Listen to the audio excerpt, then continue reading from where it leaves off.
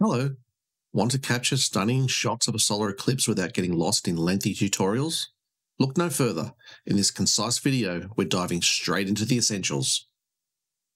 No fuss, no fluff, just practical tips you need to immortalize this celestial spectacle. Welcome to our quick guide on photographing solar eclipses. While there's no shortage for information on total eclipses, we're here to cater specifically for those eager to snap remarkable eclipse shots, regardless of your camera of choice. In this bite-sized video, we'll cut through the clutter and focus solely on the nuts and bolts of eclipse photography. From exposure settings to equipment essentials, we've got you covered. So grab your camera gear and let's snap into it. Now, let's delve into the recommended exposure settings for each phase of the eclipse. Please note these settings are based on personal experience and should serve as a guide rather than strict rules. Eclipse conditions can vary, so bracketing exposures is crucial for achieving optimal results. Partial eclipse. During the partial eclipse phase, exposures are similar to shooting the full sun. Make it easy to verify and test your settings on the day. There's a significant tolerance for exposure adjustments in this phase, but it's still advisable to spend the time experimenting with test shots. Start with a 16 f-stop neutral density filter, an aperture of f8, a shutter speed of 800th of a second, and an ISO at 100. Bracket your exposure by at least an f-stop to ensure flexibility in post-processing. Bailey's beads and prominences. As Bailey beads occurs for a brief period, remove any filters and adjust settings accordingly. Set the aperture to f16, shutter speed of 2000th of a second, and an ISO 100. Bracket your exposure by a minimum of 4 stops to capture the rapidly changing light conditions. Diamond ring. During the diamond ring phase, adjust settings based on your desired outcome. For a strong starburst effect, for example, use a closed f-stop like f22, a shutter speed of 15th of a second, and ISO 100. Bracket your exposure by at least 5 f-stops to accommodate variations in light and preferred exposures. Totality. Totality is the highlight of the eclipse photography, but exposure settings depend on your photographic goals. To capture the corona without overexposing subtle details, set the aperture to f8, a shutter speed of 1/30th of a second, and ISO 100. Bracket your exposure by at least 5 f-stops to cover varying options. In addition to understanding exposure principles, utilizing custom shooting modes on your camera can significantly streamline your eclipse photography experience. For example, cameras like the Canon 5D Mark III offer customizable shooting modes C1, C2, C3, allowing you to store and quickly access specific camera settings with the turn of a dial. This feature can greatly simplify your workflow on Eclipse Day, reducing the need to constantly adjust settings manually, which is the most challenging aspect of the day. For example, your standard manual mode could be used for the full or partial portions of the eclipse. Custom 1 feature could be Bailey's beads, chromosphere, and prominences. Custom 2 for diamond ring and the inner corona. And Custom 3 for the medium, outer corona, or maybe even earthshine. As the stages of the eclipse develop, you can simply switch the dial through the custom modes while your intervalometer is taking the photos. As the totality is about to end, you can simply reverse the process. To give you an idea, these exposures was a 9 f-stop bracket for f13 from 2/50th of a second all the way to 2 seconds. Advanced photographers may explore automated software solutions for more precise and frequent adjustments, but caution is advised to avoid disappointment due to incorrect settings. If you haven't photographed an eclipse before, I wouldn't add the complexity. However, those that master this art can time exposures to the second and ensure they don't exceed the capabilities of their camera. For those looking for other good guides on exposures, you can't go past people like Fred Espenak, Alan Dyer, or Xavier Dubier. By understanding these exposure techniques, utilizing custom shooting modes, and practicing with bracketing, you'll be well prepared to capture stunning photos while adapting to changing lighting conditions throughout the event. Filters and alignment considerations. Filters are essential for safely capturing images of the solar eclipse, but they come with their own set of considerations and potential issues. Here's what you need to know about filters and alignment for successful eclipse photography. Filter removal. Quick removal of filters is crucial during the fast-paced moments of the eclipse. Unscrewing a filter can be time-consuming, so consider only attaching it with 2 turns for faster removal. Alternatively, magnetic filters provide swift removal and reinstallation, ensuring you don't miss critical moments. Cardboard filters. If you're using cardboard filters, ensure that they are securely attached to your lens to prevent any mishap due to wind. Consider using a tether string for added security, or opt for a push-on solution for easy attachment and removal. Ensure the filter is flush with your lens to prevent vignetting and light leakage. Some camera and lens combinations provide an option for filters between lens and sensor. Avoid placing filters between the lens and sensor, as this may magnify light and potentially damage your sensor or lenses. The risk of overheating is particularly high in this setup, so it is best to refrain from using this configuration altogether. Solar alignment. With the filter blocking a significant amount of light, aligning your camera to the sun can be challenging. Avoid looking through the filter, as most are not certified for visual observations and may not adequately block harmful infrared and UV rays. Instead, align your camera using the safety of the screen on the back of your camera, or consider using a solar viewfinder for more precise alignment. Multiple neutral density filters. While it might be tempting to stack multiple neutral density filters you already own, you can significantly impact image quality. Multiple filters can introduce unwanted artifacts and degrade the overall quality of your eclipse photos. It's best to avoid using multiple filters and instead opt for a single high-quality filter. By being mindful of these filter considerations and alignment techniques, you can ensure a smoother and safer experience while capturing stunning images. Remember to prioritize safety and quality when selecting and using filters for your eclipse photography setup. Ensuring sharpness in eclipse photography. When capturing the mesmerizing beauty of a solar eclipse, achieving sharpness in your images is paramount. While the quality of your lens may play a role, there are several factors to consider.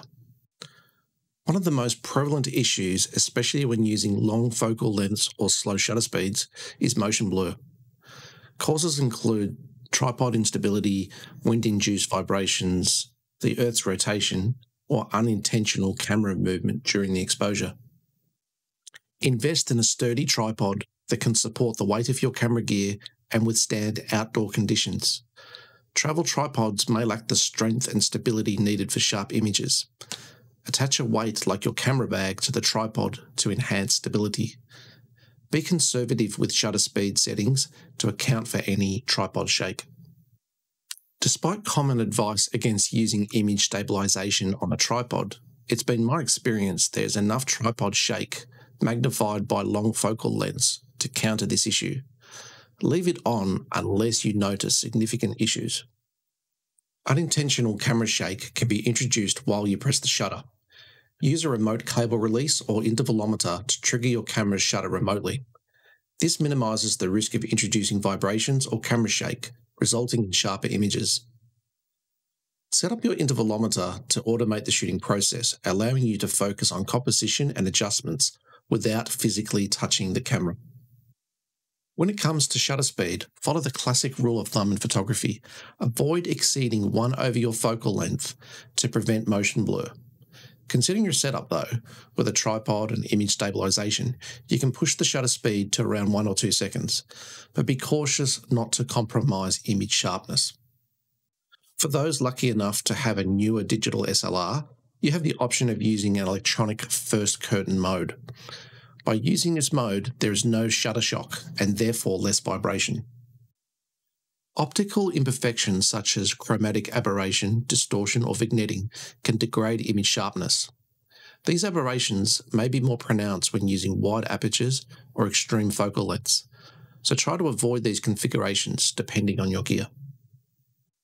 Focus. Poor focusing cannot be underestimated. You will have difficulty in achieving precise focus due to intense brightness of the sun and a lack of clear reference points. autofocus systems may struggle to lock onto the sun, requiring manual adjustment. To help with manual focusing, choose specific focus points. Focus on the edge of the sun, known as the limb, or look for sunspots or areas with high contrast for sharper images. You will need to check focus periodically, especially before and after totality, as temperature fluctuations can affect the focus. Prevent accidental focus shifts by using sticky tape or similar methods. Okay, now on to Aperture. With Aperture, you are looking for the sweet spot between the sharper setting of your lens and achieving the exposure settings you're after. As a starting position, opt for a conservative aperture setting around the lens sweet spot for optimum sharpness. Typically 3 to 4 stops above the fully open aperture should suffice. f8 is often a safe bet if you're unsure. It's likely you'll end up a few stops higher than this. Steer clear of very small apertures like f22 to minimise diffraction and avoid unwanted starbursts, particularly during the Bailey's beads and diamond ring phases, if this is what you are going for. By addressing these factors and implementing the suggested techniques, you can maximise the sharpness of your eclipse images, ensuring they are crisp, detailed, and visually stunning. Preparation. All good photography comes down to good preparation. Here are some tips to keep in mind. Scout potential shooting locations in advance, considering factors like elevation, clear skies, accessibility, and the composition of your photos. Arrive early to set up your equipment and familiarise yourself with the surroundings. Check the weather forecast for your location leading up to the eclipse day. Clear skies are essential for optimum viewing and photographic conditions. Be prepared for unexpected weather changes and have a backup plan in case you need to relocate to a different shooting location. Have a plan in place for capturing each phase of the eclipse, from partial to total, back to partial phases. While I've provided a detailed plan, it's important that you review and test based on what you are trying to achieve. Each eclipse is different. Experiment with different exposure settings, compositions, and techniques to capture unique and creative eclipse images. Stay flexible and adapt to the changing conditions or unexpected challenges that may arise during the shooting process. With regards to eclipse timing, ensure you familiarise yourself with the timing and duration of the eclipse from start to end. Use reputable sources or astronomy apps to determine the exact times of each phase based on your location.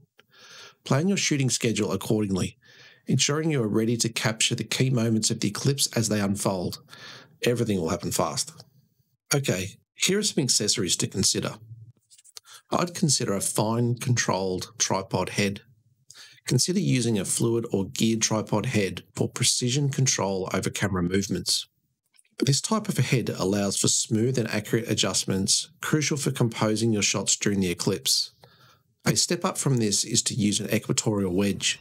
By aligning your camera to the Earth's rotation, you will only need to correct one axis as the sun moves across your viewfinder. If you are keen to observe shadow bands, bring a white sheet.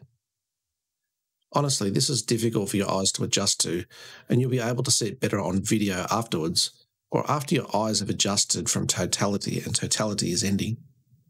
And now for the more obvious accessories. A pocket knife, handy for various tasks such as cutting rope or adjusting equipment. Sticky tape, useful for securing filters or preventing accidental focus shifts. An umbrella or hat provides shade and protection from the sun during the long hours of shooting.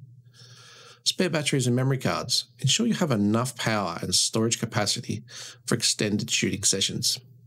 Eye protection.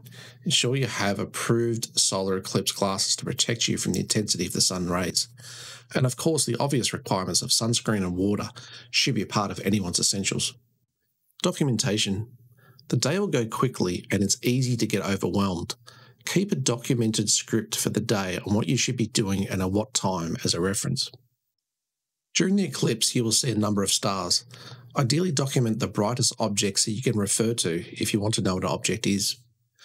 During the 2024 eclipse, depending on where you are, you will see all the planets of the solar system, and if you are really lucky, you may see the comet Pons-Brooks near Jupiter. By ensuring you have the right gear and accessories, as well as taking the necessary safety precautions, you'll be well equipped to capture stunning images of the upcoming solar eclipse. Okay, Here are some valuable tips to ensure your capture process goes smoothly. Check your date and time settings. Before you start shooting, ensure your camera's date and time settings are accurate. This helps in organising and tracking your images during post-processing. Mind your camera's limitations. Be mindful of your camera's buffer capacity and memory card speed when shooting continuously. Avoid shooting at a faster rate than your camera's buffer can handle or beyond the capacity of your memory card to prevent data loss or missing shots. Consider tethered capture. For advanced users, consider tethering your camera to a computer for a more controlled shooting experience. You'll be able to program all of your exposures, leaving less to chance and give you more time to just look up. Tethered capture also allows you to monitor and adjust camera settings remotely, view images in real time on a larger screen, and streamline the image transfer process. Okay, you've gained a lot of knowledge now, but you need to know your limits. When it comes to photographing a solar eclipse, it's crucial to understand your limitations as a photographer and your equipment and work within them. There are typically three types of photographers when it comes to eclipse: those armed with a phone camera, those wielding a digital SLR, and those ambitious souls with a telescope. Each come with their own set of challenges and considerations. Phone cameras are convenient, lightweight, and offer a simple point-and-shoot experience. However, they have limitations in terms of zoom capabilities, exposure control, and image quality. While they can capture decent snapshots of the eclipse, they may not provide the level of detail or clarity desired for more professional-looking shots. As such, it's essential to acknowledge the constraints of your phone camera and adjust your expectations accordingly. Digital SLR cameras offer more control over exposure settings, focus, and lens options, making them popular choices among eclipse photographers seeking higher quality images. However, they also come with a learning curve and require familiarity with manual settings to achieve optimum results. It's essential to assess your proficiency with a digital SLR before an eclipse event, ensuring you're comfortable navigating its features and settings in real time. Pushing beyond your skill level during a critical moment may result in a missed opportunity or subpar images. For the most ambitious photographers, using a telescope to capture the eclipse can yield breathtaking close-up views of the sun and moon. However, this approach requires not only advanced knowledge of telescopic equipment, but also considerable logistic challenges due to the bulk and weight of the telescopes. Travelling with a telescope to remote eclipse viewing locations adds complexity and may not be feasible for everyone. Large focal lengths will mean the sun will be moving across your screen at a rapid rate, requiring you to be quite disciplined. Using automated trackers can appear to make things easier, but attempting to align trackers during daytime is an art. It's crucial to be realistic about your capabilities and resources when considering telescope photography for an eclipse event. In saying this, if you have a telescope rig, it's likely you've been into astrophotography for some time and very proficient in its use, negating most of the disadvantages. Regardless of your equipment you choose, remember that witnessing the eclipse with your naked eye is an experience like no other. While capturing stunning photos is undoubtedly a goal, don't let the pursuit of the perfect shot overshadow the awe and wonder of the celestial phenomenon unfolding before you. Find a balance between photography and personal observation, knowing when to put down the camera and simply soak in the spectacle with your own eyes. After all, creating lasting memories of the event is just as important as capturing them on film. Composition techniques. Now let's explore composition techniques for capturing captivating images of the solar eclipse using both wide-angle and telephoto lenses. Here's how you can approach composition to make the most of the celestial event. Wide-angle lens. With a wide-angle lens, you can capture the entire scene, including the landscape and the eclipse sun in the sky. Note, often the sun will be very high in the sky, requiring quite a wide lens. Consider using interesting foreground elements such as trees, mountains, or landmarks to add depth and context to your eclipse images. Experiment with different compositions and angles to create visually dynamic and engaging photos. Shoot at regular intervals, such as every 4 minutes, to capture the progression of the eclipse from start to finish. This allows you to create a composition picture, showcasing all phases of the eclipse in a single frame. Telephoto lens. A telephoto lens allows you to zoom in and focus on the details of the eclipse, such as the corona and the prominences. Use the telephoto lens to capture close-up shots of the sun during each phase of the eclipse, from partial to totality and back to partial phases. Explore different framing options, such as capturing the eclipse against a clear sky or incorporating surrounding elements for context. When choosing a focal length, understand the corona can extend beyond 8 diameters of the sun, so zooming in too much may not produce the best result. By experimenting with different lenses, composition and techniques, you can capture stunning images of the solar eclipse that showcase its beauty and grandeur. Stay tuned for more tips and tricks to elevate your eclipse photography skills. Remember, whether you are new to photographing an eclipse or not, the key is to stay patient, prepared, and adaptable. Each eclipse is unique and a fleeting phenomenon, and being ready to seize the moment is paramount. As you venture out to witness the wonders of the cosmos, we encourage you to share your eclipse photography experience with us here on Bolide. Your images and stories inspire others to explore the beauty of the universe and deepen their appreciation for the celestial events that grace our skies. Don't forget to like and subscribe if you are looking for more content like this. From all of us here at Bolide, happy shooting, and may your eclipse photography endeavours be filled with wonder and discovery. Until next time, clear skies.